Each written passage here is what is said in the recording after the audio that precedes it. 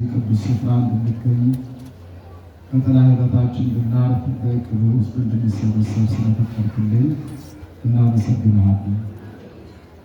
እነሆ እኔም አገልጋይ አንተ በመረጥከውና በደምህ በዋጀኸው በሕዝብ ፊት ቆሜ ቅዱስ የሆነው ቃልህን እናገር ዘንድ ስለፈቀድክልኝ አመሰግንሃለሁ። ክቡር መልአከ ገነት ቀሲስ ንጋቱ ደሳለኝ በኢትዮጵያ ኦርቶዶክስ ተዋሕዶ ቤተክርስቲያን የምስራቅ ሐረርጌ ሀገረ ስብከት ዋና ስራ አስኪያጅ፣ የተከበራችሁ የሀገረ ስብከቱ የክፍል ኃላፊዎችና ሰራተኞች፣ ክቡር መልአከ ጽዮን ቆሞስ አባ ልሳነ ወርቅ አያሌው የዚህ ታላቅ ደብር አስተዳዳሪ፣ ክቡራን የአድባራትና የገዳም አስተዳዳሪዎች፣ ጸጋ እግዚአብሔር የበዛላችሁ ሌሊትና ቀን ጠዋትና ማታ አስፈሪና አስደንጋጭ በሆነው በእግዚአብሔር ዙፋን ፊት ሁልጊዜ ለአገልግሎት የምትሰለፉ ሊቃውንተ ቤተ ክርስቲያን በየደረጃችሁ፣ የሰንበት ትምህርት ቤት ዘማሪያን አባቶች፣ እናቶች፣ ወንድሞችና እህቶች፣ ምናልባትም በውስጡም በውጭ መሆናችሁ ይህ ድምፅ የሚሰማችሁ ሁሉ እግዚአብሔር በአምላካችን በመድኃኒታችን በፈጣሪያችን በኢየሱስ ክርስቶስ ፍጹም የሆነ የሰላምታ ቃል ሰላም እላችኋለሁ። እንደምን ቆያችሁ? እንደምን አረፈዳችሁ?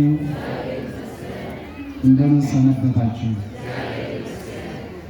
እግዚአብሔር ይመስገን ብለን ስሙን እንድናመሰግን ለምስጋና እድለኞች ያደረገን ለምስጋና አንደበታችንን የከፈተልን የምስጋና ሁሉ ባለቤት አምላካችን ትናንትና በአባቶቻችን ዘመን ሳይሆን ከዛም በፊት የነበረ በአባቶቻችን ዘመን የነበረ ዛሬም በእኛ ጊዜ በእኛ ዘመን አብሮን ያለ ወደፊትም ዘመናትን አሳልፎ የሚኖር ሁሉን ሲያሳልፍ እርሱ ግን የማያልፍ ፍቅራዊ አባትነቱን እንዲህ በአንደበት መግለጥ የማንችለው ከፍቅር በላይ በሆነ ልዩ ፍቅሩ የወደደን ነፍሱን አሳልፎ እስከ መስጠት ድረስ የመጨረሻውን የፍቅር ጥግ በቀራንዮ በመስቀል ላይ ተሰቅሎ ያሳየን የምንመካበት መመኪያችን፣ ዘውዳችን፣ ሞገሳችን፣ ኃይላችን፣ ብርታታችንና መድኃኒታችን የሆነው መድኃኔዓለም ኢየሱስ ክርስቶስ እስከዚህች ሰዓትና ደቂቃ ድረስ ስላደረገልን ወደፊትም ደግሞ ስለሚያደርግልን አምላካዊና አባታዊ ስራው እናመሰግነዋለን። ስሙ ለዘላለም የተመሰገነ ይሁን። እናታችን ንጽሕተ ንጹሐን ቅድስተ ቅዱሳን ድንግል ማርያም እርሷን በምልጃዋ ሁሉ ስለረዳችን እግዚአብሔር ባከበራት ልክና መጠን የእናታችን ስሟ የተከበረ የተመሰገነ ይሁንልን። እንኳን አደረሳችሁ።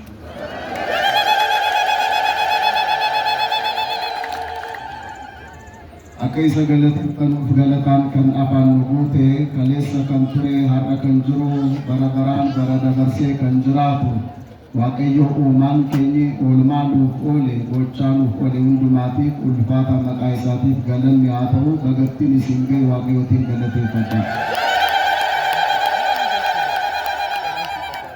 እግዚአብሔር ቢወድና ቢፈቅድ ለጥቂት ደቂቃ የእግዚአብሔርን ቃል እንማማራለን። አምላካችን እግዚአብሔር ያስተምረን ዘንድ የእሱ መልካም ፈቃድ ይደረግልን። ቅድም በቁርባኑ ክፍለ ጊዜ አባቶች ሲያስተምሩ ነበረ። አሁንም እግዚአብሔር ይናገራልና በዚህች ደቂቃ ለዚህ ሰዓት ደግሞ እግዚአብሔር ምን ይነግረን ይሆን የሚለውን ሁላችንም መንፈሳችንን ወደ ቃሉ አድርገን በሚገባ ሁኔታ እንሰማ ዘንድ ይህ የመጀመሪያው መልእክቴ ነው። እግዚአብሔር ከሁላችን ጋር ይሁን። የጥበብ ባለቤት አምላካችን እግዚአብሔር ጥበቡንና ማስተዋሉን ለሁላችን ይስጠን። እኔም ጊዜዬን እንዲሁ ከንቱ ነገር በመናገር እንዳላባክን በጸሎታችሁ ልትረዱኝ አሳስባለሁ። እግዚአብሔር ከሁላችን ጋር ይሁን። እስኪ ቃሉን ከኔ ጋር በሉ። እናንተ ደግሞ የሶስት ሰው ድምፅ ብቻ ነው የሚሰማው። እናንተ ደግሞ ጥላ ያዛችሁ ሰዎች መናገር ያስቸግራችሁ መሰለኝ። አስቸግራችሁ ጥላ ያልያዛችሁ በመስኪ እናንተ ደግሞ ምናልባት በእጅ የሚወራ ከሆነ እናንተ ደግሞ ሕያዋን ድንጋዮች ሆናችሁ መንፈሳዊ ቤት ለመሆን ተሰሩ። ይህ ነው ርዕሳችን።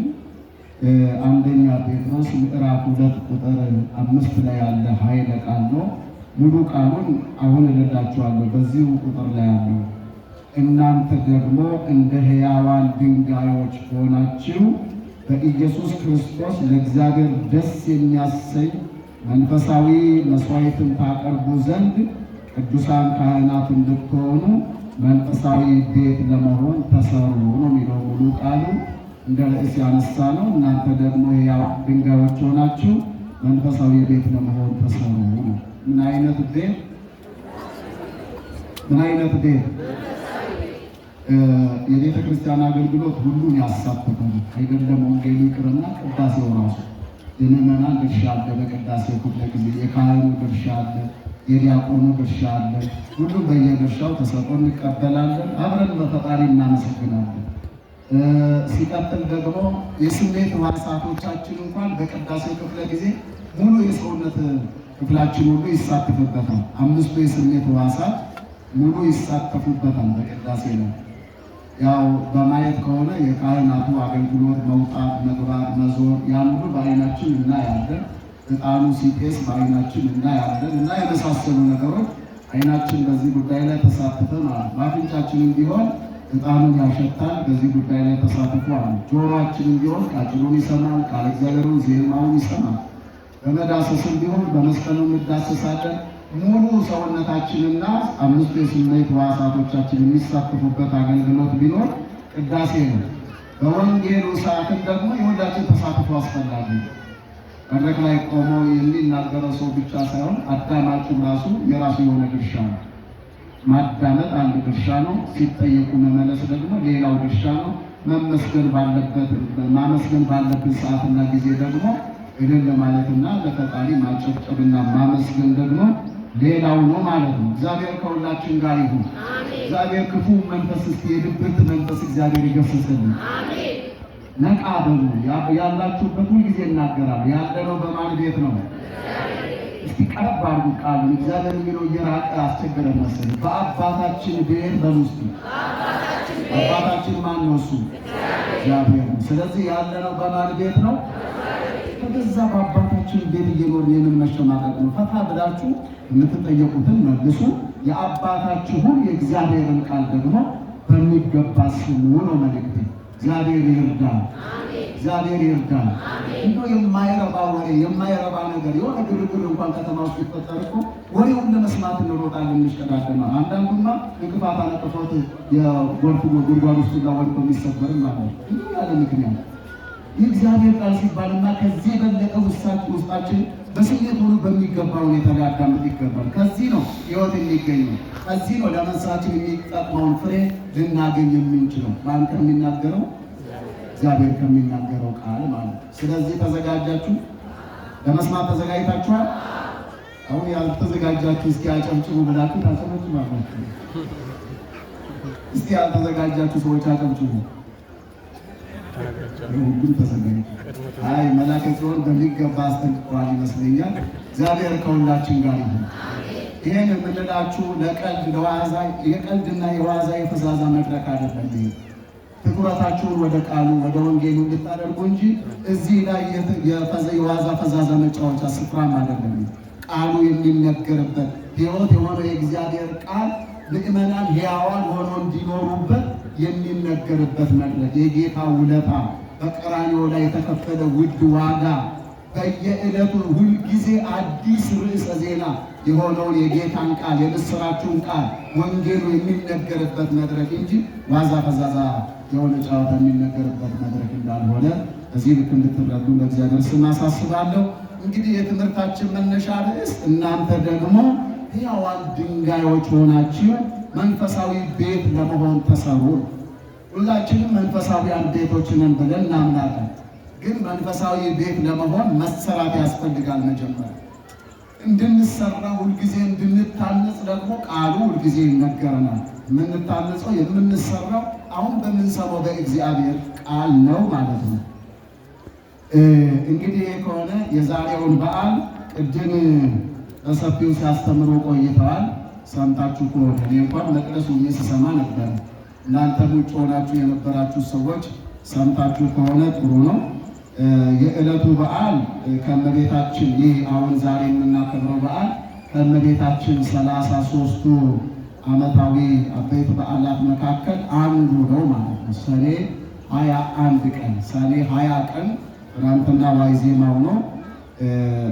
ታሪኩ በፊልጵስዩስ ሀገር ፊልጵስዩስ በምትባል ሀገር ውስጥ ሐዋርያት ቅዱስ ጴጥሮስ፣ ቅዱስ ዮሐንስና በርናባስ ወንጌል አስተምረው ወንጌሉን ሰብከው ቃሉን ለምዕመናን ጆሮ አድርሰው ምዕመናኑም አሜን ብለው ለቃሉ ተማርከው ወደ ክርስትና ከተጨመሩ በኋላ እነዚህን ምዕመናን የሚንከባከቡበት ስፍራ ያስፈልጋል።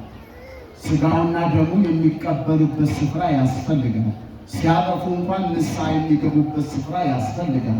ዘወትር ተሰብስበው ፈጣሪን የሚማጸኑበት ስፍራ ያስፈልጋል። ስለዚህ ቤተ መቅደስ መታነጽ ነበረበት ማለት ነው። በየምዕመናን ቤት ውስጥ ነበረ ያ አገልግሎት የሚፈጸመው እና በዚህ በፊልጵስዩስ ሀገር እነዚህ ጴጥሮስ፣ ዮሐንስና በርናባስ ወንጌሉን ሰብከው ምዕመናኑን ሁሉ ካሳመኑ በኋላ ምዕመናኑ የሚቆሙበት ቃለ እግዚአብሔርን ዘወትር ተሰብስበው የሚሰሙበት የተለየ ስፍራ ያስፈልጋልና ቤተ መቅደሱ እንዲሰራ ሀሳቡ ተነሳ። ከዚያ በኋላ ሱባኤ ገቡ ማለት ነው። ምን አደረጉ?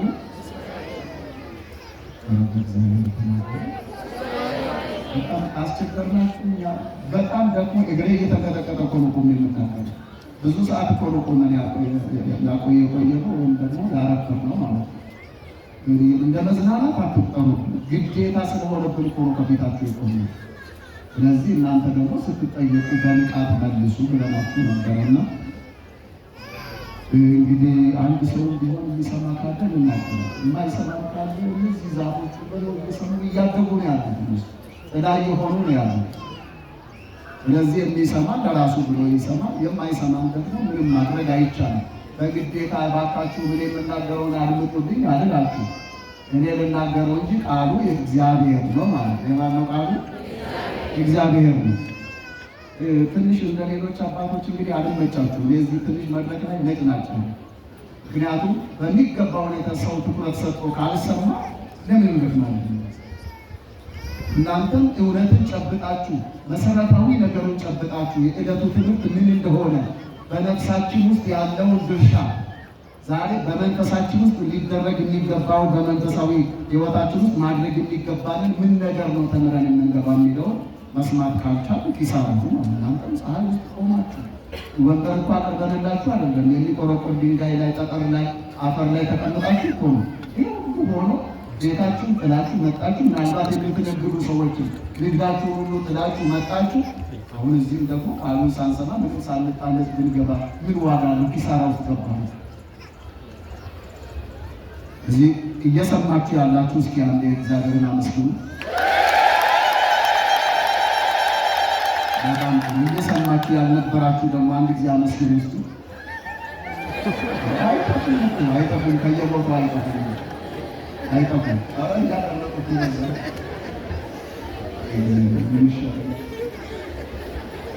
ልባችን እኛ ብቻ እኮ ነው የመጣነው፣ ልባችን አልመጣም እኮ። ችግሩ እሱ እግዚአብሔር ከሁላችን ጋር ይሁን።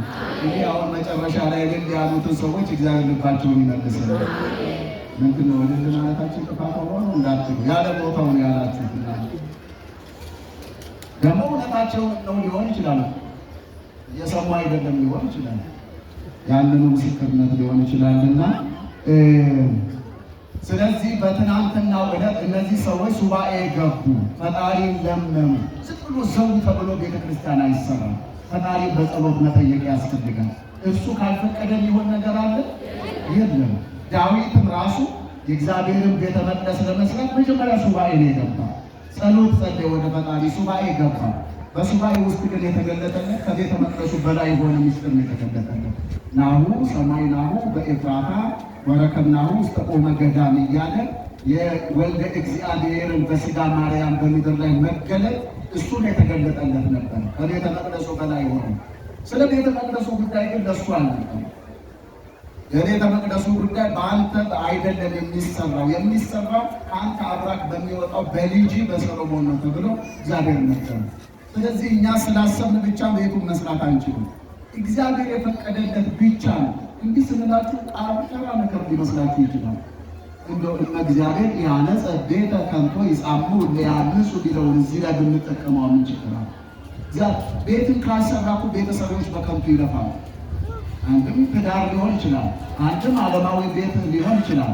ሌላው ደግሞ በዋናነት ይሄ ሁላችን ለአምልኮ የምንሰበሰብበት የእግዚአብሔር ቤት እሱ ካልሰራ እኛ የምንሰሩ ሰዎች በከንቱ እኮ ነው የምንለፋው። እሱ ሲያግዘን እሱ ሲያበረታን ይህን ያክል ግዙፍ ህንፃ ተሰርቶ እዚህ ደረጃ ላይ ቢደርስ እኮ እግዚአብሔር ሲረዳን ይችላል። በዚህ ስራ ውስጥ አስተዋጽኦ ያደረጋችሁ ሰዎች ሁሉ ገንዘብ ስላላችሁ አይደለም፣ እግዚአብሔር ስለረዳችሁ 5 10 ሰጣችሁ። ይኸው የሰጣችሁትን ገንዘብ በአይናችሁ ደግሞ ህንፃ ሆኖ እያያችሁ። እስኪ ደስ ያላችሁ ሰዎች ደስ ይበላችሁ። እሱ ካልፈቀደ የሚሆን ነገር የለምና ሱባኤ ገብተው ፈጣሪን ጠየቁ። የትኛው መርሃ ግብር ይኑራችሁ መጀመሪያ ማንም መጠየቅ አለብን። እንዲረዳን እንዲያግዘን እግዚአብሔርን መጠየቅ አለብን። ሱባኤ ሲገቡ ጌታም ተገለጠላቸው። መድኃኒታችን ኢየሱስ ክርስቶስ ሰኔ 20 ቀን ወርዶ 3 ድንጋዮች ስንት ድንጋዮች? 3 ድንጋዮች እነዚህን አቅልጦ እንዲለጠጡ አድርጎ በ3 ድንጋዮች ብቻ የመጀመሪያዋን የአዲስ ኪዳን ቤተክርስቲያን በእመቤታችን በቅድስት ድንግል ማርያም ስም መታሰቢያነቱ ለሷ ተሰጥቶ ማለት ነው። ቤቱ የእግዚአብሔር ቤት ነው። የማን ቤት ነው? መታሰቢያነቱ ለማን ተሰጠ? ለእመቤታችን ለቅድስት ድንግል ማርያም። የመጀመሪያው የአዲስ ኪዳን ቤተክርስቲያን በ3 ድንጋዮች ብቻ መለኮታዊ ጣልቃ ገብነት በመለኮታዊ የእግዚአብሔር ጥበብ ነው የሆነው። በ3 ድንጋይ እንዴት ነው ልትሉ ትችላላችሁ። እሱ ሲፈቅድ ከአንድ ድንጋይም 11 ቤተ መቅደስ ይሰራል ከተፈቀደ።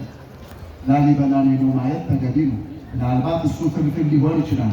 እነዚህ 3 ድንጋዮች በ3 ድንጋይ 3 ድንጋዮች እንዲለጠፉ አድርጎ አንድ ያማረ ቤተ መቅደስ እጅግ ያማረ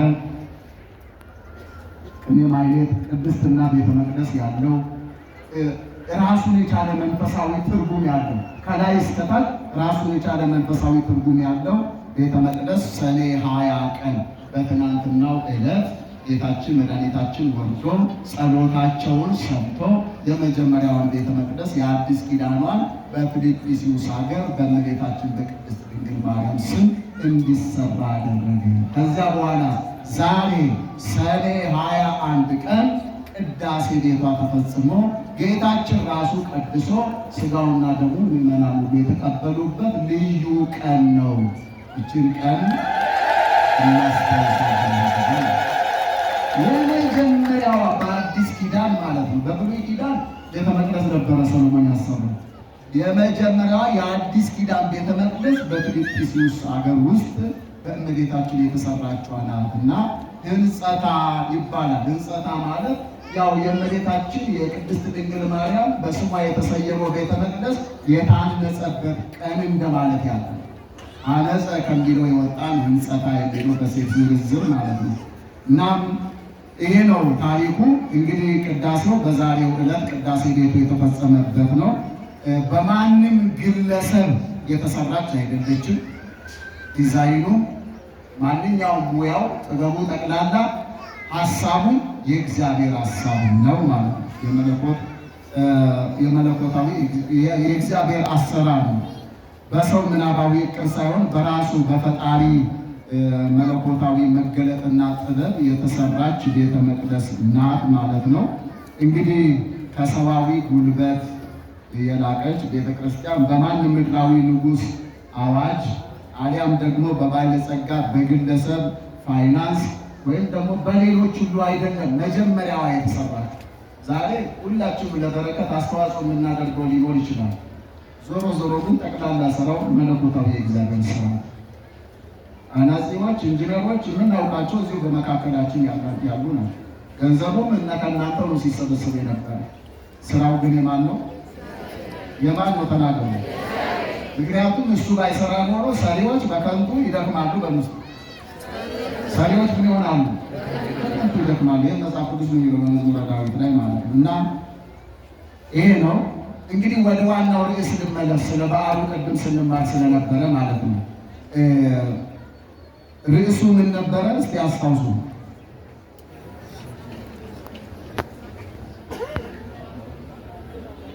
ይነግሩኛል።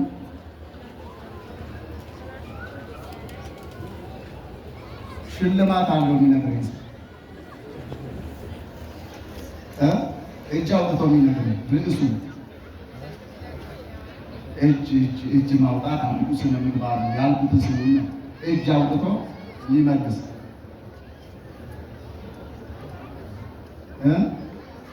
እንጅሩ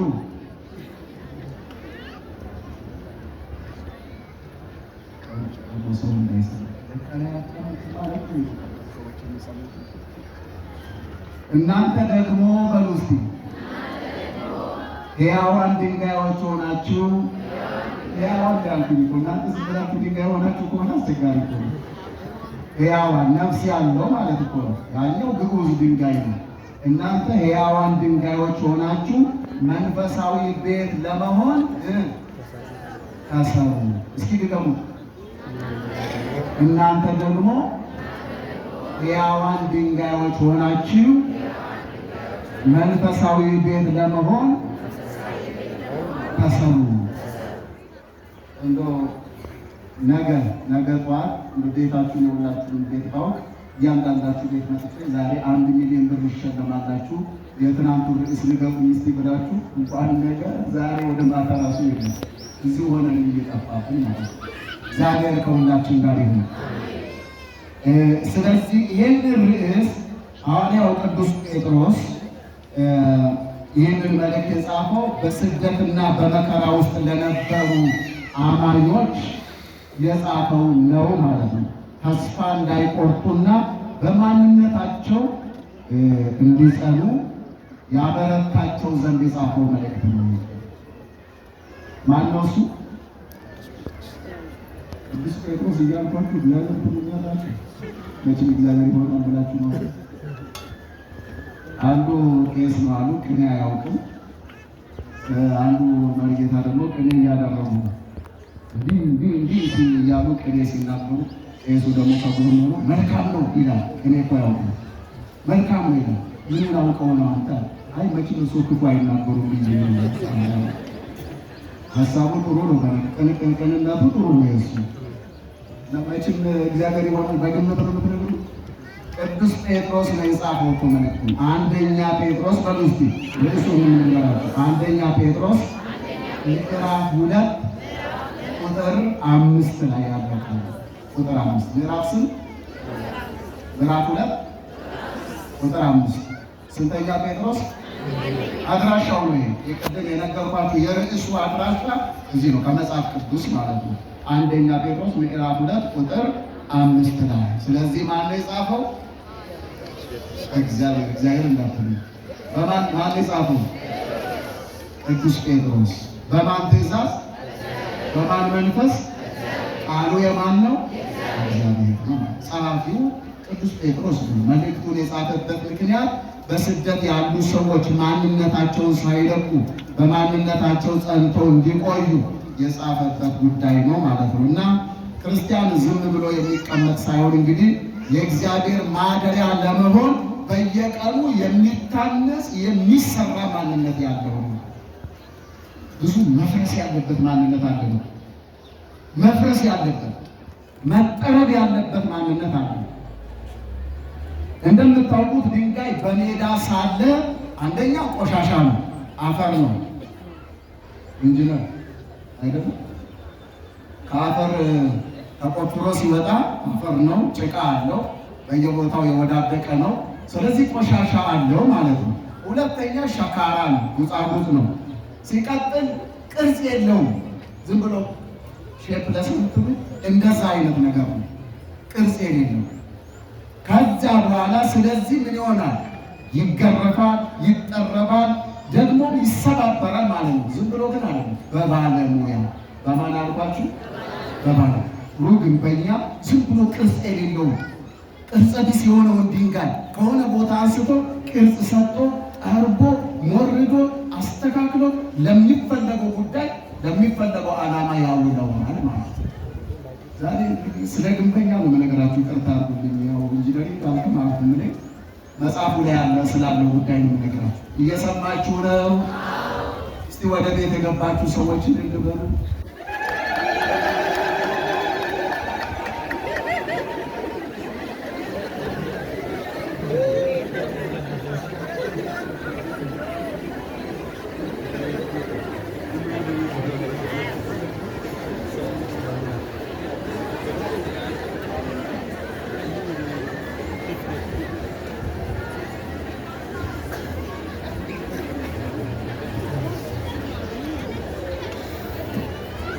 እንደምን አመሻችሁ። እግዚአብሔር ከሁላችን ጋር ይሁን። በቃ እልል የምትለዋን ብቻ እኮ ነው የምትሰሙት እናንተ። ችግሩ እሱ ነው። ከዛ በፊት የተባለውን ነገር አልሰማችሁ። ችግሩ እሱ ነው። እግዚአብሔር ከሁላችን ጋር ይሁን። እንግዲህ እኔ ይሄን እያወቁ ደጋግሜ ለመናገር ይቅርታ አድርጉልኝ። ብቻ የሚሰማው ይስማሁ። ለማንኛውም መንፈሳዊ ቤት ለመሆን የሚፈለገውን ቅርጽ እንዲይዝ ይደረጋል። ድንጋይ ከውጭ ሲመጣ ማለት ነው ይጠረባል፣ ይሰባበራል፣ ወደሚፈለገው ቅርጽ እንዲመጣ ይደረጋል ማለት ነው። ባለሙያ ይሄን ነው የሚያደርገው። አሁን ምናልባት አይመቻችሁ ሊሆን ይችላል። ኋላ ስንጨርስ ዞራችሁ ማየት ትችላላችሁ። እስካሁን ያላያችሁ እዚህ አካባቢ ያላችሁ ሰዎች ቤተክርስቲያኑን ማየት ትችላላችሁ። እኔን አትዩ፣ ቤተክርስቲያኑ ነው ወደዛ ምሰሶዎቹን ያችሁ ድንጋይ ነው እሱ የተለጠፈበት ነው። እንደዛ አይነት ቅርጽ የተሰጠው በባለሙያ ነው። ከሆነ ቦታ ተቆፍሮ ሲወጣ ቅርጽ የለውም፣ ቆሻሻ ነበረው። አሁን ተጠርቦ ተሞርዶ በማሽንም በሉት በምንም ባለሙያ ነው እንደዚህ ጠርቦ ለሚፈለገው ቅርጽ እንዲውል ያደረገው። በዚህ በኩል ደግሞ ስታዩ ሐረግ ያለው የተለያየ ቅርጽ ያለው መስቀል ያለው እዛ ጋር ያላችሁ ደግሞ ወደዛ ወደ ላይ ተመልከቱ። ድንጋዩ እንደዚህ የሆነው በባለሙያ ተጠርቦ ነው። አሁን እንግዲህ እናንተም ደግሞ መንፈሳዊያን ድንጋዮች ሆናችሁ ማለት የሚለው መንፈሳዊ ቤት ለመሆን ተሰሩ ነው እየተባለ ያለ ነው። እና ከዚህ ጋር አያይዘን ነው ማየት ያለብን። ወደ ዋናው ወደምለው ጉዳይ ከመምጣቴ በፊት መጀመሪያ ይሄ ቤተ ክርስቲያን ከመሰራቱ በፊት ከስር መሰረት አለ። እውነት ነው ውሸት ነው? ያለ መሰረት ዝም ብሎ ከላይ ቢሰሩት ቤት ምን ይሆናል? በነቃ ሁኔታ ተሳትፎ እንድታደርጉ በእግዚአብሔር ስም አሳስባለሁ። መሰረት ባይኖረው ዝም ብሎ አፈር ላይ ወይም አሸዋ ላይ ቢሰራ ምን ይሆናል ነው ጥያቄ።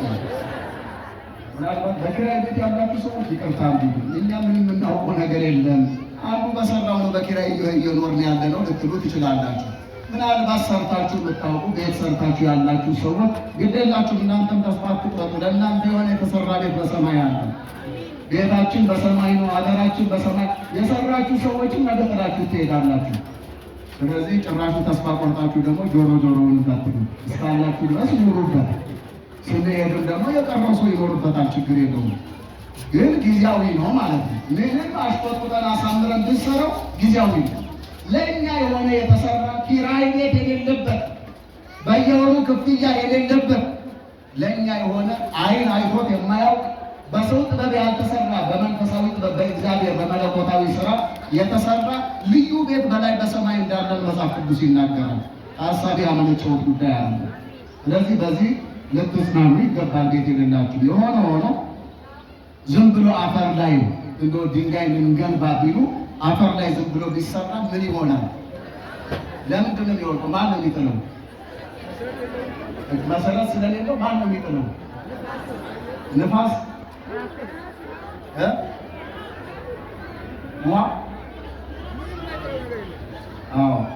ይመስለኛል። በደንብ አልሰማውም እንጂ አንደኛ ነፋስ ማለት አሁን ወጀብ ሲነሳ፣ ሁለተኛ ደግሞ ጎርፍ በሉስ ጎርፍ ዝናብ ሲዘንብ ታጣ ጎርፍ እንኳን እንደዚህ አሸዋ ላይ ያለውን ይቀርና ከስር መሰረት ያለውን እንኳን ለማናጋት ብዙ ይጥራል፣ ትልቅ ጎርፍ ማለት ነው።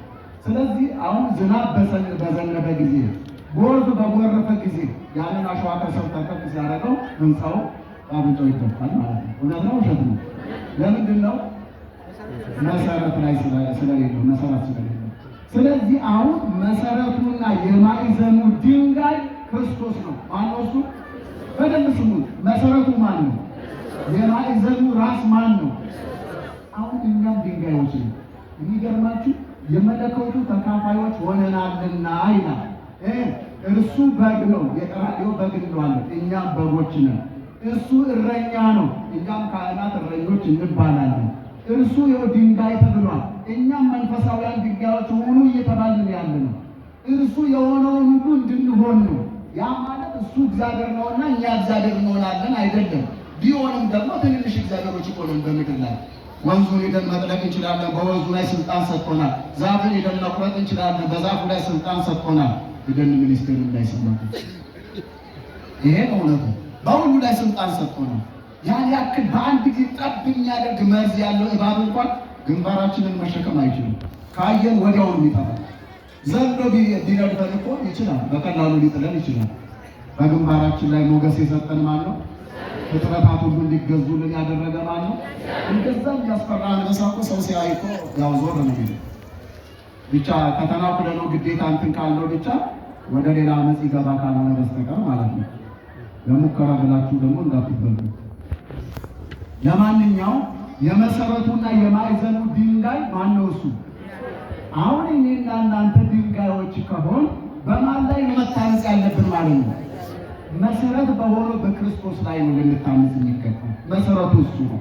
ሲቀጥል ደግሞ የማዕዘን ራስ፣ ማዕዘኑ ካልተስተካከለ፣ ማዕዘኑ አቅጣጫውን ጠብቆ ሌሎቹን ሁሉ በሚገባ ሁኔታ ካልመራ ዝም ብሎ መሀል ላይ የተደረደሩ ድንጋዮች ብቻቸውን ዋጋ የላቸውም። ማዕዘኑን የሚያሳምረው ማዕዘን ላይ የሚገባው ድንጋይ፣ ያ የማዕዘን ራስ እሱ ክርስቶስ ነው። የማዕዘኑ ማቅኒያ እርሱ ነው። መዝሙረኛው ቅዱስ ዳዊት ምንድን ነው የሚለው? እብን ዘመነንዋ ነደቅ ወይት ኮነት ውስተ ርእሰ ማዕዘን። ይህን ወነካልኢቲ ለአዕይንት ይለይ ነው፣ ለአይኖቻችንም ድንቅ ነው።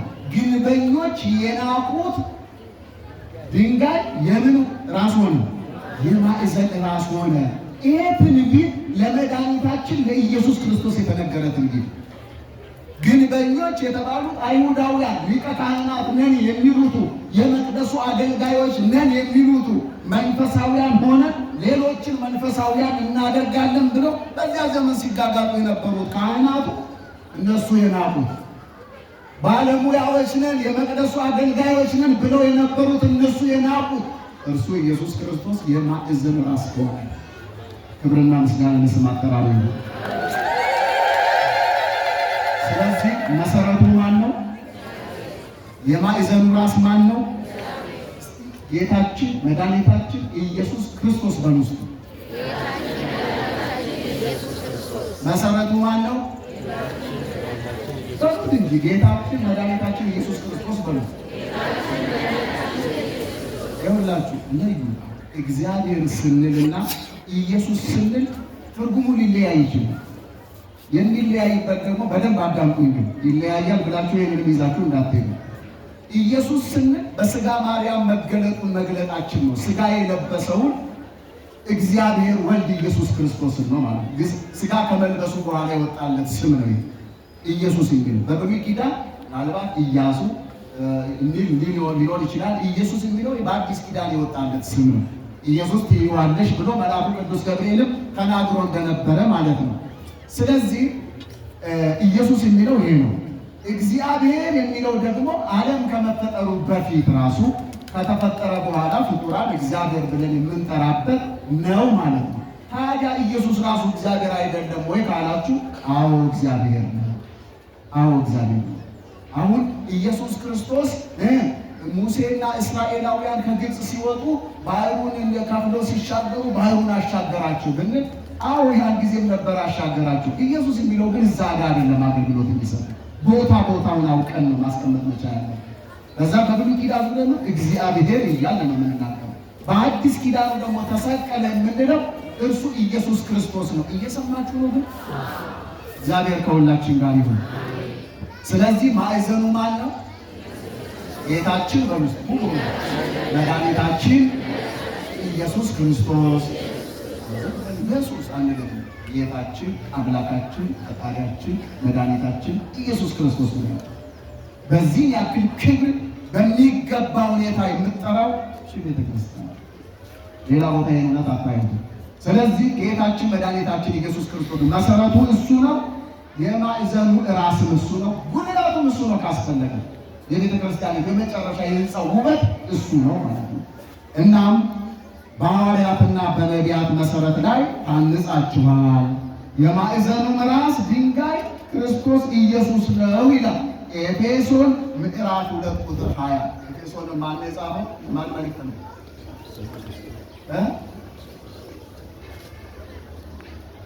የሐዋርያው ቅዱስ ጳውሎስ በውስጥ እኔ ብዙም ይለኛል ወይ ገርማችኋል። ምን ያክል ሰይጣን ኢባድቤ እንደሚጫወትብን ተመልከቱ። ኢባድቤ ነው አይደል? የኳስ ደረጃ እንደዛ ነው እየተጫወተብን ያለው። የምንሰማው ከውስጣችን እየለቀመ እየወሰደ እያዳመጥን ያለነው እንኳን በአግባቡ እንዳንጠቀምበት ምን እንደተባለ እንኳን እንዳንሰማ እያደረገ እንዴት አድርጎ እንደሚጫወትብን እግዚአብሔር ይገስጽልን። አሜን በሉ። እግዚአብሔር ይገስጽልን። አሜን በሉ አላልኩም፣ አሜን በሉ ያው እግዚአብሔር ይገስጽልን። አዎ። ስለዚህ ይሄ ብቻ አይደለም። ጌታችን መድኃኒታችን ኢየሱስ ክርስቶስ የማዕዘን ራስ ድንጋይ ነው እንዳል በመዝሙረ ዳዊት ላይ የተጠቀሰውን ቃል አንስተን መዝሙረ ዳዊት 117 ወይም 118 ቁጥር 22 ላይ የተጠቀሰውን አንስቻለሁ። ኤፌሶን 2:20 ላይም እንደዚሁ ነው። ደግሞ ትንቢተ ዳንኤል ምዕራፍ 2 ላይ ያለው በዚህ በውዳሴ ማርያም ላይ ዘውቱ እብን ዘሬ ዳንኤል ነቢይ ዘተረከ እንደገር ነዋ ዘእንበለ ኢድ ዘውቱ ቃል ዘመጻ ማብአብ መጻ ወተሰባም ድንግል ዘእንበለ ዘርአ ብእሲ ወአድኃነነ። ያ ዳንኤል ያየው በራሱ ጊዜ ከዛ ከረጅም ተራራ ላይ ተፈንግሎ መጥቶ ያንን ምስሉን ጣዖቱን የፈጨው እሱ ኢየሱስ ክርስቶስ እንደነበረ የቤተ ክርስቲያናችን ሊቅ ቅዱስ ኤፍሬም በሚገባ ሁኔታ ተናግሮታል ማለት ነው። እሱ የሁሉ አዳኝ የሆነው እሱ ነው። ስለዚህ ድንጋይ ተብሎ ተጠቅሷል። ይሄ ብቻም አይደለም። ደግሞ እስራኤላውያን ከግብፅ ወጥተው ወደ ሀገራቸው ወደ ከነዓን ማርና ወተት ታፈሳለች ወደምትባሊት ወደ ሀገራቸው ሲመለሱ መንገድ ላይ ውሃ ይጠማቸው ነበረ። ስለዚህ ሙሴ ይጸልያል፣ ከአለቱ ውስጥ ይፈልቃል። የፈለቀውን ውሃ ከግማሽ ሚሊዮን ሕዝብ በላይ ጠጥተው ረክተው ያልፋሉ። ያን ድንጋይ ይዘውት ነው የሚጓዙት። ይገርማቸዋል። አሁንም ነካ ሲደረግ ድንጋዩ ውሃን ያፈልቃል። ከድንጋይ ውስጥ እንዴት ነው ውሃ የሚፈልቀው? ይሄ በሰውኛ አስተሳሰብ የማይሆን ነው። በእግዚአብሔር ግን ሁሉ ይሆናል። ለእግዚአብሔር የሚሳነው ነገር አለ የለም። ስለዚህ ያን አለት ይዘው እየሄዱ ከዛ አለት ውሃ እየጠጡ ይረኩ ነበር። ይሄንን በግልጽ አማርኛ ሐዋርያው ቅዱስ ጳውሎስ ምዕራፍ አንደኛ ቆሮንቶስ ምዕራፍ 10 ቁጥር 4 ላይ እንዲህ ይላል፣ ይከተላቸው ከነበረው ምን ይላቸው ከነበረው ቃል በቃል ነገሩ ምን ይላቸው ከነበረው ይከተላቸው ከነበረው ከመንፈሳዊ አለት ይላል። ከምን አይነት አለት? ከመንፈሳዊ አለት ጠጥተዋልና ያም አለት ክርስቶስ ነበረ ይላል። ያ አለት ማን ነበረ? ክርስቶስ ነበረ። ክርስቶስ ነበር። ስለዚህ ይከተላቸው የነበረው አለት ይዘውት ይጓዙ ነበር። ያን አለት ከዚያ አለት ውሃ እየጠጡ ያልፉ ነበር። ያ አለት የተጠሙትን ሰዎች ጥም የሚያረካ የተቃጠሉትን ቃጠሎ የሚያበርድ እርካታን የሚሰጥ ያ አለት ንጹህ ውሃን የሚያፈልቅ ለተጠሙት መድኃኒት የሆነው ያ አለት ማዕዘኑ ሁሉ የተጋጠመበት ያ አለት ከተራራ ላይ ወርዶ ያንን ምስሉን የፈጨው ዳንኤል ያየው ያ አለት ግንበኞች የናቁት የማዕዘን ድንጋይ ራስ ድንጋይ የሆነው ያ አለት መሰረት የሆነው ያ አለት እርሱ ኢየሱስ ክርስቶስ ነው። በልብ መታሰቡ በቃል መነገሩ ለዘላለሙ ከፍ ከፍ ይበል። እግዚአብሔርን አመስግኑ። እንግዲህ መሰረቱ እሱ ከሆነ መሰረት ከተጣለ በኋላ እዛ መሰረት ላይ ድንጋዮች ይገነባሉ ማለት ነው። እነዛውን ደግሞ እኛ ነን መንፈሳዊ ቤት ለመሆን ተሰሩ ሲለን እኛ ነን። እነዛ ደግሞ ከስር መሰረት ከሌለው ያ የተገነባው ድንጋይ እንደሚፈርስ ሁሉ እኛም መሰረታችንን ክርስቶስ ካላደረግን በእሱ ላይ ካልታነጽን በማንኛውም ትልቅም ሆነ ትንሽ ፈተና እንወድቃለን ማለት ነው። ስለዚህ እንዳንወድቅ በእውነተኛ መሰረት በክርስቶስ ላይ ልንታነጽ ይገባል። አማርኛው ግልጽ ነው?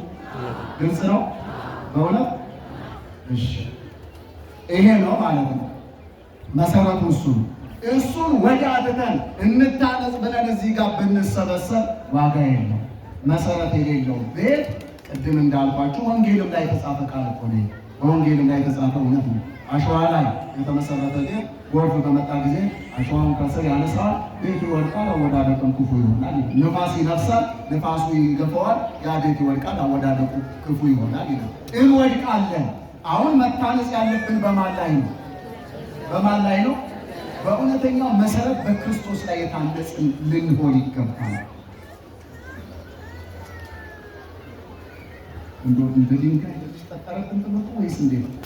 ስለነገሩ ዛሬ ደግሞ እንዳትሉ አንድ ጊዜ የአጽዋማት መውጫ መግቢያ ተናግሬ የባሕር ሐሳቡን ከመስከረም ላይ ተናግሬ ዛሬ አባ ደግሞ ማቴስ ሲያስተምሩ ዋሉ አሉኝ አሉ ከተማ ሄዱ እና አሁንም ደግሞ ስለ ግንበኝነት ሲያስተምሩ ዋሉ እንዳትሉ። ከዛ የወጣ ነው። እውነቱ ካልተረዳም እንድንረዳ በደንብ መከታተል ያስፈልጋልና ዋናው ጉዳያችን ስለ ግንበኝነት ስለ ተራ ድንጋይም አይደለም። ያ ሁሉ ምሳሌ ነው።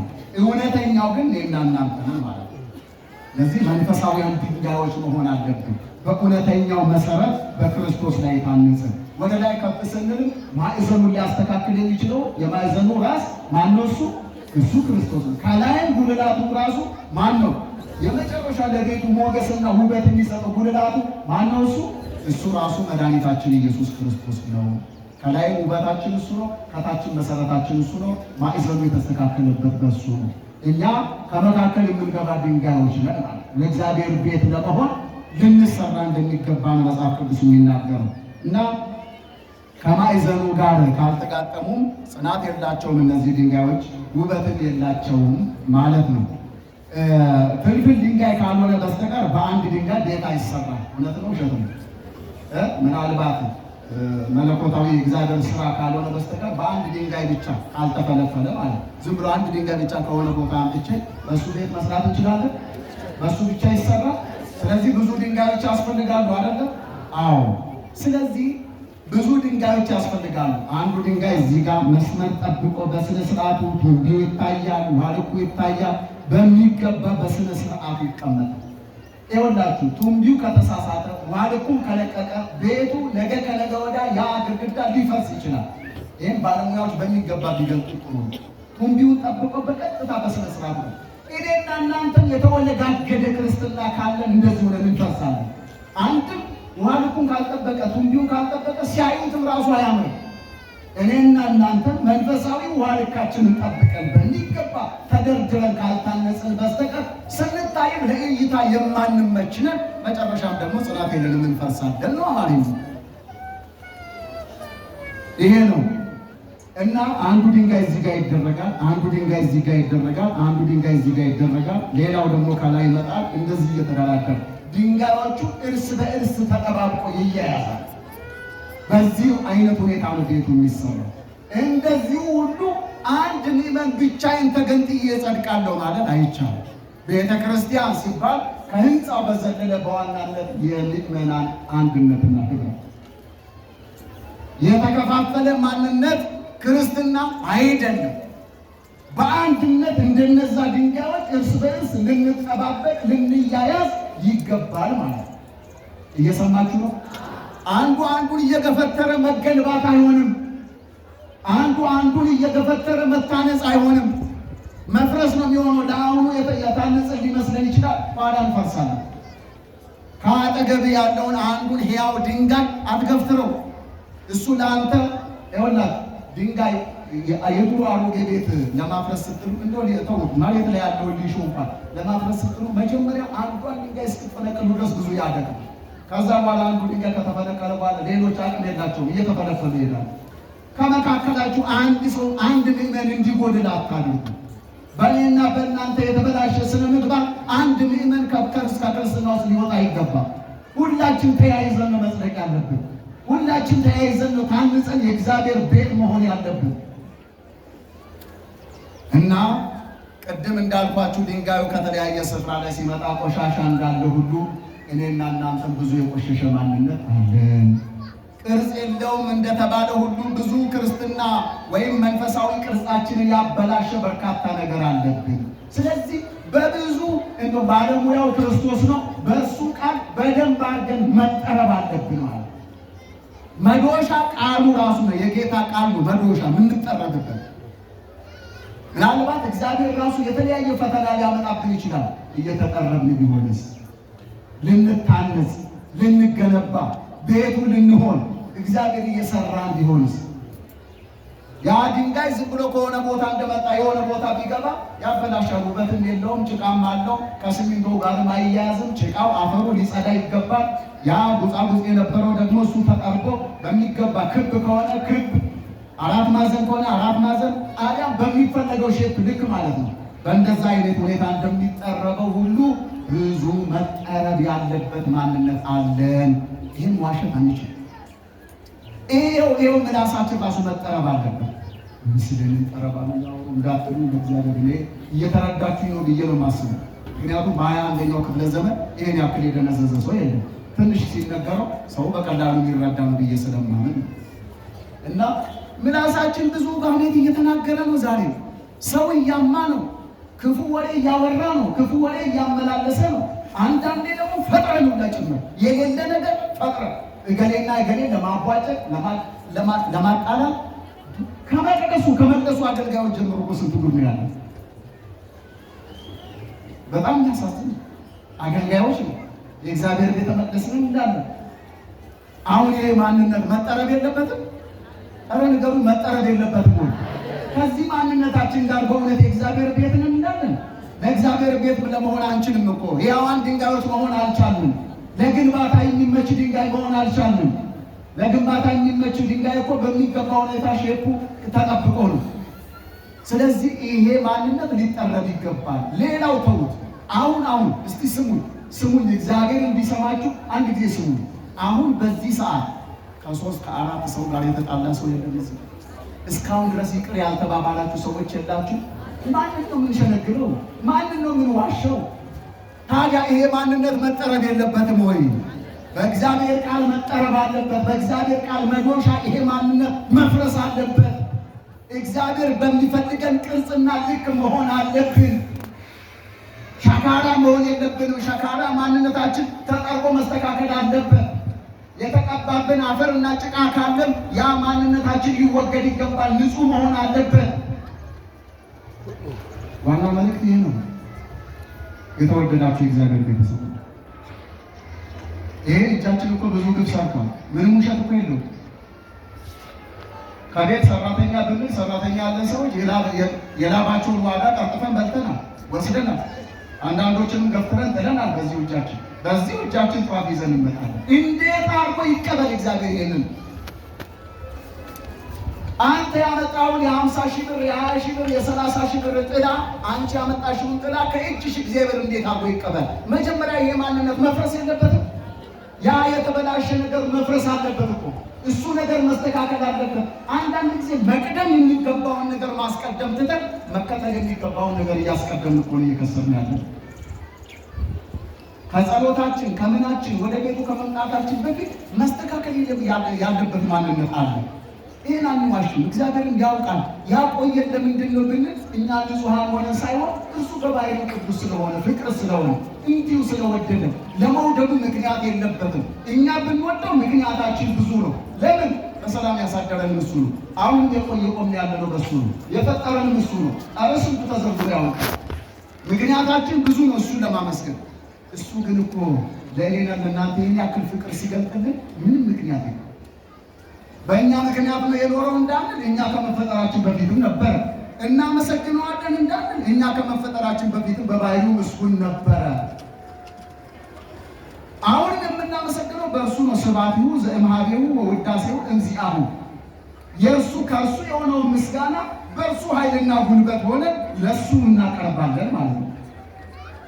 እስቲ አሁን የራሳችን የሆነ ነገር ከምን አመጣን? ከየት አመጣን? ከተወለድን አይደለም፣ ከተፈጠርን ጊዜ ጀምሮ ያለን አንዳች ነገር እንኳን ቢኖረን እሱ ሁሉ ከማን የተሰጠን ነው? ከእግዚአብሔር ነው ማለት ነው። ስለዚህ የተወደዳችሁ የእግዚአብሔር ቤተሰቦች እንደ ርዕሱ አገላለጥ ከላይ መጀመሪያ ላይ ርዕስ አድርገን እንዳነሳ ነው ላሳጠረውና እናንተ ደግሞ ሕያዋን ድንጋዮች ሆናችሁ መንፈሳዊ ቤት ለመሆን ተሰሩ ነው። መንፈሳዊ ቤት ማለት የእግዚአብሔር ቤት። እያንዳንዳችን የእግዚአብሔር ቤት ነው። የእግዚአብሔር ቤት ነው። ልባችን ንጹህ ከሆነ በልባችን ውስጥ እግዚአብሔር ይኖራል። በልቡ ውስጥ እግዚአብሔር ያለ ሰው ደግሞ እንደፈለገ ሰይጣን ወደ ራሱ ሀሳብ አይጎትተው። ከሰይጣን አሰራር ከሰይጣን ወጥመድ አፈትልቋል፣ አምልጧል። የእግዚአብሔር ቤተ መቅደስ ሆኗል። በእርሱ ላይ 100% እየሰራ ያለ እግዚአብሔርና እግዚአብሔር ብቻ ነው። የእግዚአብሔር መንፈስ ነው በእሱ ላይ ስራ የሚሰራው። መለኮታዊ መገለጥ በእሱ ላይ ይታይበታል። የእግዚአብሔር ድንቅ ስራ በእሱ ላይ ይገለጥበታል። የእግዚአብሔር መለኮታዊ መገለጫ ይሆናል። ልቡን ለእግዚአብሔር ንጹሕ አድርጎ ለእግዚአብሔር ማደሪያ የሆነ ሰው ማለት። ስለዚህ ቂምና በቀል ካለን እሱን አሁን መጠረብ አለበት ያልናቸው። ግንበኛው እሱ ነው፣ ባለሙያው እሱ ራሱ ነው፣ መዶሻው ቃሉ ነው። በቃሉ መዶሻነት ልንጠረብ ልንስተካከል ይገባል። ሰው የሚያነማ ምላስ መጠረብ አለበት፣ መስተካከል አለበት።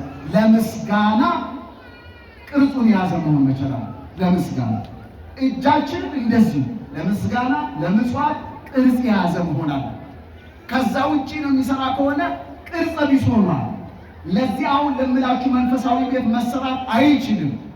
በእውነተኛው መሰረት በክርስቶስ ላይ ተደርድሮ ግድግዳ መሆን ቤት መሆን አይችልም።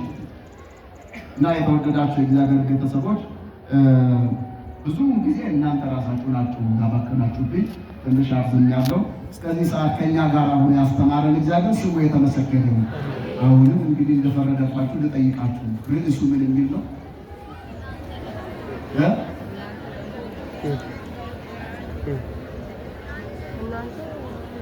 በሚገባ ሁኔታ የመለሳችሁ ሰዎች አሁን ልልም በሚገባ ሁኔታ የመለሳችሁ ሰዎች፣ ዝም ያላችሁ ሰዎች ደግሞ ልልበሉ። ለምንድን ነው ዝም ያላችሁ? አልመለሳችሁ ነው? አዎ እናንተ ደግሞ በውስጥ ለመጨረሻ ሕያዋን ድንጋዮች ሆናችሁ መንፈሳዊ ቤት ለመሆን ተሰሩ። በዚህ መንፈሳዊ ቤት ውስጥ ማን ነው የሚያድረው? ማን ነው የሚኖረው? ሁልጊዜ እንደምነግራችሁ እንግዳ ስትጠሩ ነው። አሁን አባታችን በሰማያት የምትኖር ብለን እንለምናለን አለ። ምን እንዲሆን ነው? እግዚአብሔር መቼም እኛም ጋር አለ። እሱ እኮ የሌለበት ስፍራ የለም። ከዚህ ዘንድ ከዛ ወደዚህ ና አንለውም እኮ ከየትም ወዴትም አይሄድም። እሱ ሁሉም ጋር ስላለ ማለት ነው። ግን ይገለጣል። የሚገለጠው በስራ እንዲገለጥ በሕይወታችን ውስጥ ነው የምንለምነው። ስለዚህ እንደዛ ብለን ስንለምን ወደ ልቤ ግባ፣ በሕይወቴ ውስጥ አንተ ኑር እያልን እንለምነዋለን። በጣም ጥሩ። እንኳን እግዚአብሔርን ያክል ታላቅ አምላክ እና የሆነ እንግዳ ነገ ቤታችሁ ሊመጣ ነው ሲባል ቤቱ ምን ይደረጋል? እናትዬ ንገሩኝ እስኪ። ቤቱ ምን ይሆናል? ይጸዳል። አንድ ግቢ ሁሉ ምን ይሆናል?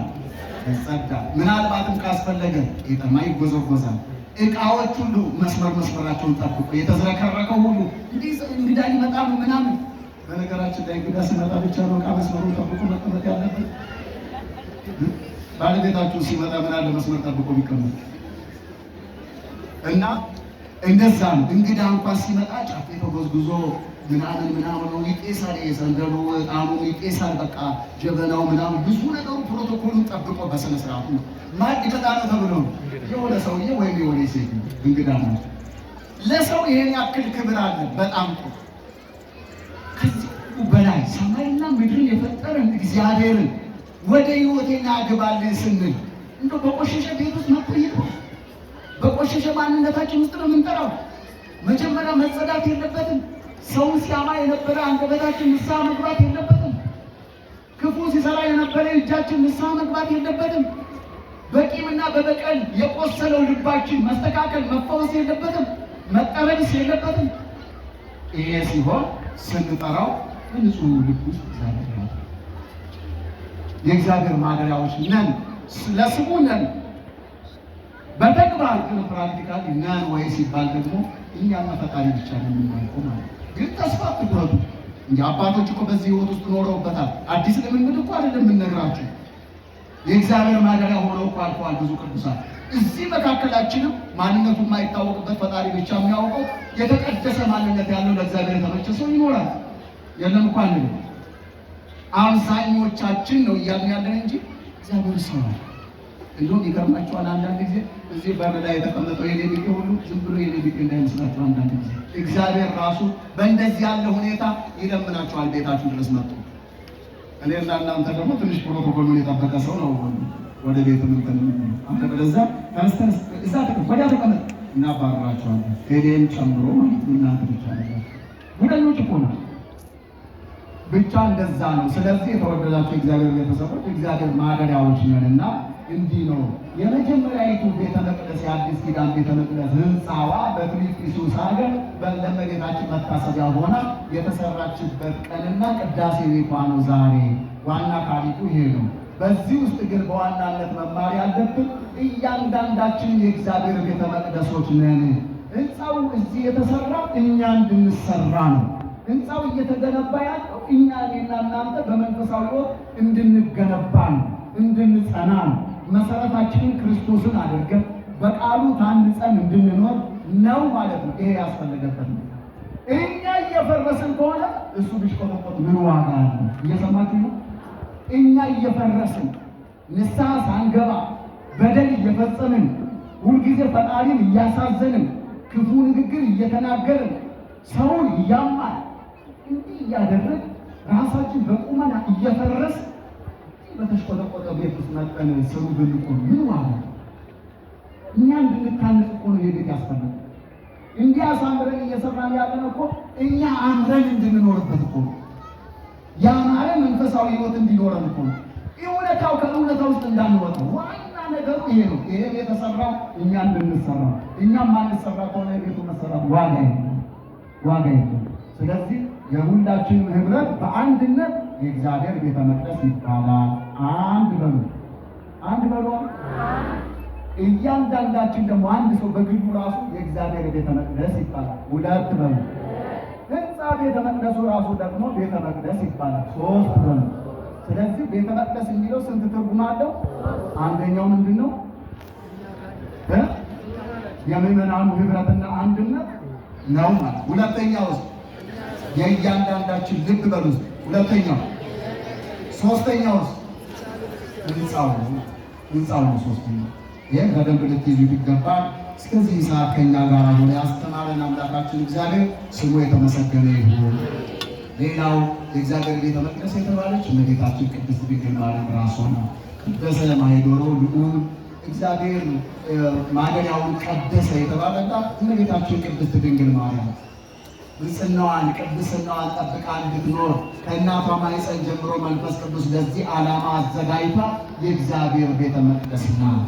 የእግዚአብሔር ቤተ መቅደስ ስንል በአካልም በመንፈስም ያደረባት ማለት ነው። በአካልም 9 ወር ከ5 ቀን በማኅፀኗ ተሸክሟል። በመንፈስም ደግሞ የእግዚአብሔር ማደሪያ ነው እና እኔና እናንተ የእግዚአብሔር ማደሪያ ነን ስንልና ድንግል ማርያም ደግሞ የእግዚአብሔር ማደሪያ ናት ስንል ልዩነቱ የሰማይ ላይ ነው።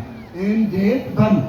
እንዴት ካላችሁ በእኔና በእናንተ ላይ ያድራል ስንል በመንፈስ ነው። በምንድን ነው? በመንፈስ።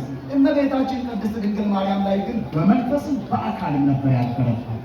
ይሄ ነው ደግሞ የእመቤታችን የቅድስት ድንግል ማርያም ምልጃ በረከቷ ከሁላችን ጋር ይሁን። ለዚህ ቤተክርስቲያን ለህንፃ ቤተክርስቲያን የሚያስፈልገውን ነገር በመስጠት በጉልበት በእውቀት በተሰጣችሁ ጸጋ ሁሉ በገንዘብም አገልግሎት እየሰጣችሁ ያላችሁትንም በእድሜ በጤና ይጠብቅልን እግዚአብሔር።